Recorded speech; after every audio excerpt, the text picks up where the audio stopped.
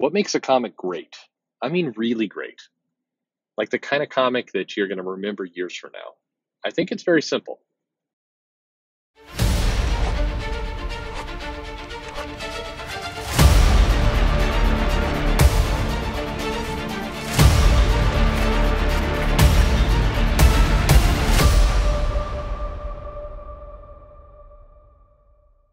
Hey, this is Perch. Sorry if the audio quality dipped, although it's usually so terrible you probably are not even noticing.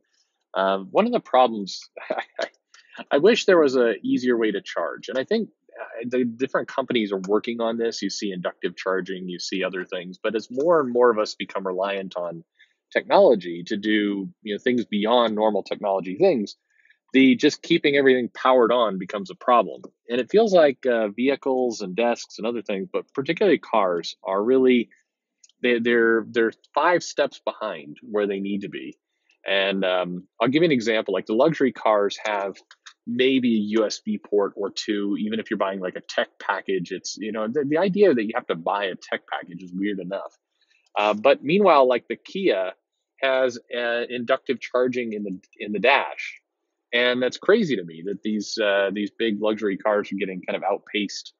But the whole idea of the technology package has to go away. Anyway, sorry, that's not at all what I was talking about. You got a little sermon on car technology there for me. Um, Look, what makes a comic great? I think it's simple. I think a lot of people struggle with the answer of what makes it great, and I think that I think there's some misunderstanding at times about what the goals of comics are and what should happen.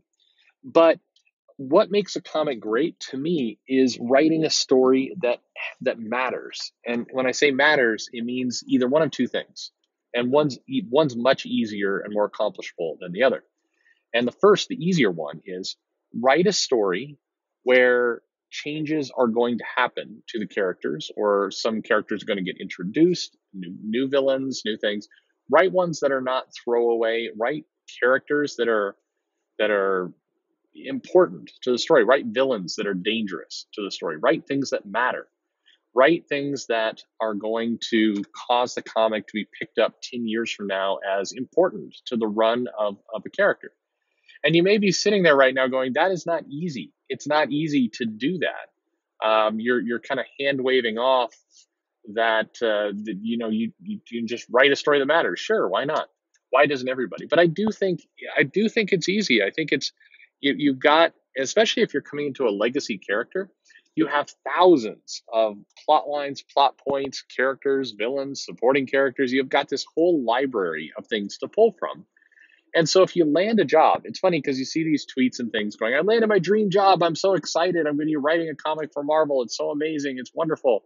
And they're really, really excited. And then it seems like for a lot of them, and this was in an interview that Hickman made, where he said to get on to writing the X-Men, he went and reread all the issues, and he kind of went into the archives and he spent days rereading and rereading issues to really immerse himself in the storyline. Took lots of notes of plot points he could draw from, and even though he had his pitch and his big story in mind, he was wanting to dip into all the different parts of the lore because that would help him create a story that mattered, because he was utilizing the past and writing things that were weighty and important.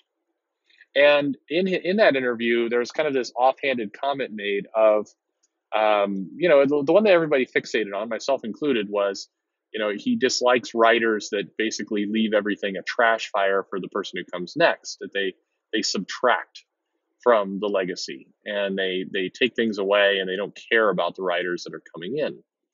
But there's another thing he said, like, about research of, while he was doing his research, it dawned on him that very few people are doing the research. And talking to an editor over at Marvel, at DC, talking to an editor at DC, I remember this offhanded comment of how struck they were of how few people utilized the archives of comics that they have, how very few of the incoming creators, writer, artists, whatever, will actually go and read those issues. And the comment was made in like, does it really, how important is curating and making sure these issues and this stuff is available for people? But there's, the other part to that comment, kind of the underlying part to that comment is, holy crap, you're coming in for your dream job and you're not looking into the past. So I think that is really relevant to writing a great story, to making things that matter. And when I say write a great story, means writing something that has significance, that's going to matter, that the characters, you're making changes to the history. That doesn't mean, oh, I've got to kill off somebody, or I've got to, because that's where a lot of people go. It can mean as simple as, hey, put a character into a relationship, a good one that is not some throwaway character. Have uh, have a character have a, uh, realization of faith, or a loss of faith. Have a, take upon their history of how this character has been doing things, and give them a new move, or a new power, or a new way to utilize the power they already have. There's a million little things you can do to make the story matter, and to make the elements come together. That to me is the easy way to write a great story. The harder way is to make the story matter for someone. And why that? Doesn't that sound like the same thing? No, I mean, have the story emotionally hit some people. So this was true of Watchmen. This was true a lot of Alan Moore's work. Of He had the ability, even if he wasn't doing amazing, earth-shaking things with the characters, he was able to write a story that connected with people. And to me, that's a lot harder, because you can write a story that connects to a tiny group of people. That's a lot of what we see. But it's much harder and less likely to write a story that connects to a lot of people, to bring something new emotionally, psychologically, to the overall kind of history of the whole comic and the characters. That's a much harder task. And I think that's if you can do it, that's the home run. I think what Chip Zdarsky did in Spider-Man Life Story hits a few of those kind of emotional chords with people. That's why it was so successful, is that it felt like it was a story that mattered to you as the reader. All of that stuff was in a kind of alternate reality. It wasn't the Spider-Man we knew, so it's throwaway as far as the character is concerned, but it's hugely significant in terms of the reader. It's material that feels like it matters to the reader, and that's a harder thing to pull off, because it's very easy to write to your immediate circle of people, which I think is what happens to a lot of comics. It's why in in the I'm going to use it with a word right, in the Unstoppable Wasp, there's a lot of moments and beats there that I'm sure are significant to a very small group of people. And I'm not saying those people don't matter. They matter significantly. I mean, I think some of those moments, probably if you're in the LGBTQ community, some of those moments are pretty cool and pretty profound. And I think you deserve those moments if you're in that community. You earned them. You should have them. But the story also has to create moments for a bigger audience too. You can't talk to 10 people. You need to talk to, hundreds of thousands of people. You have to make that moment matter. And I think that there's ways you can do that. I think I'll put it this way.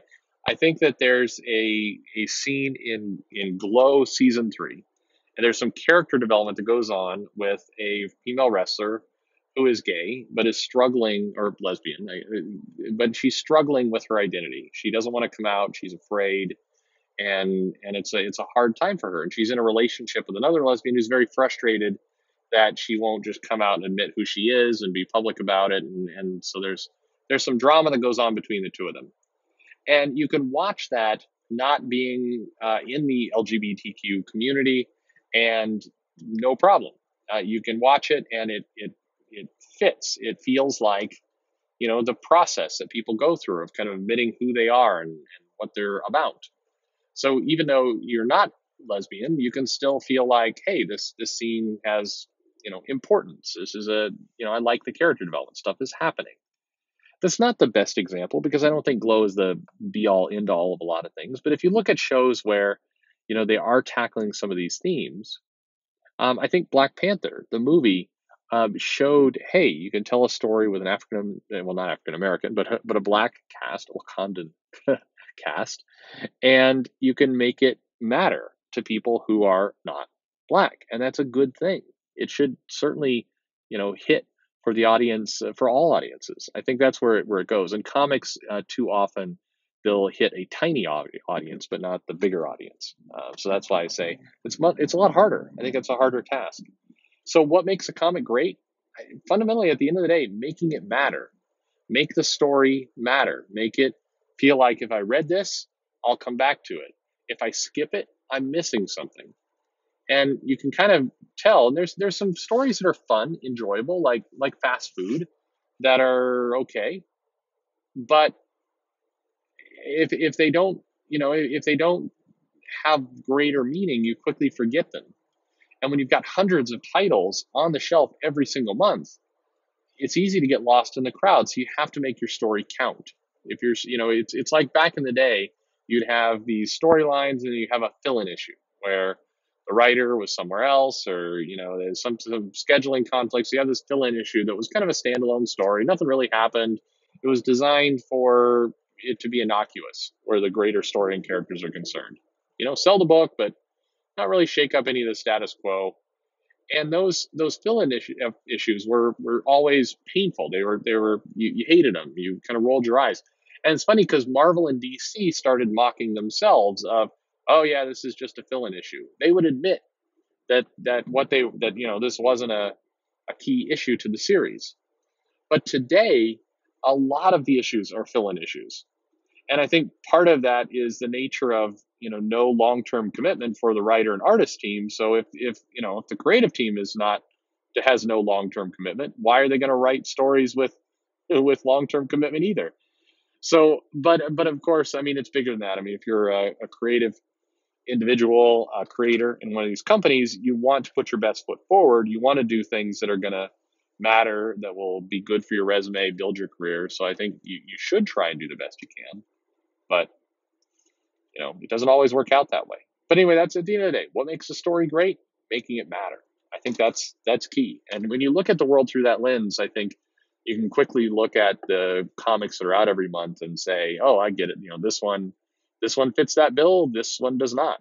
Or more accurately, this one fits that bill. These 10 do not, which is a terrible, terrible statement to make.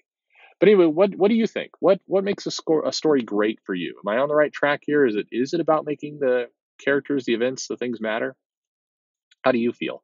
Leave me a comment, like, subscribe, click the bell for notifications, and follow me on Twitter at Comic Perch. But most importantly, thank you for listening.